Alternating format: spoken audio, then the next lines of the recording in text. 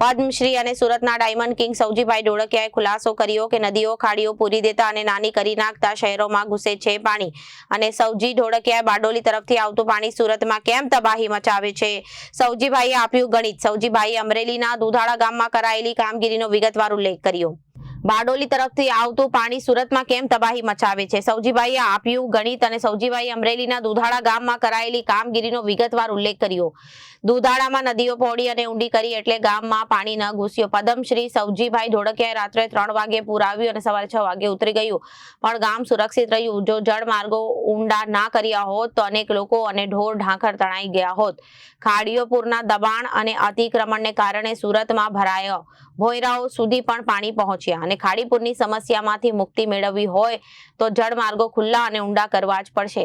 પદ્મશ્રી શ્રી સૌજીભાઈ ઢોળકિયાએ સુરતના ખાડીપુર અને જળ સંચય પર આપ્યું મોટું નિવેદન। નદીમાંથી પાણી દરિયામાં જતું હતું, નદીમાંથી દરિયામાં જતું હતું, નદીઓ નાની કરી નાખી તો સિટીમાં જ આવે ને। આપણે શું કર્યું? આટલો જ વરસાદ ત્યાં પડ્યો હતો, પણ વરસાદ આપણે શું કર્યું? નદી પહોળી કરી, ઊંડી કરી, ડીપ કરી, પાણીને રસ્તો બનાવી દીધો એટલે ગામમાં પાણી નહીં આવ્યું। આ વર્ષે વર્ષની 2 જગ્યાએ ઘટના ઘટી છે। કોઈ ગામમાં ઘૂસ્યું નહીં। કેટલાય ગામને રાતે 3 વાગે પાણી આવ્યું। કેટલું? રાતે 3 વાગે અને સવારે 6 વાગે જતું રહ્યું। સુતા બધાને ઝડપી લીધા હોત, કેટલાય લોકો મરી ગયા, કેટલા ઢોર મરી ગયા હોત તે ગામડામાં। હવે કોઈ ખબર જ નથી પાણી કેટલું આવ્યું।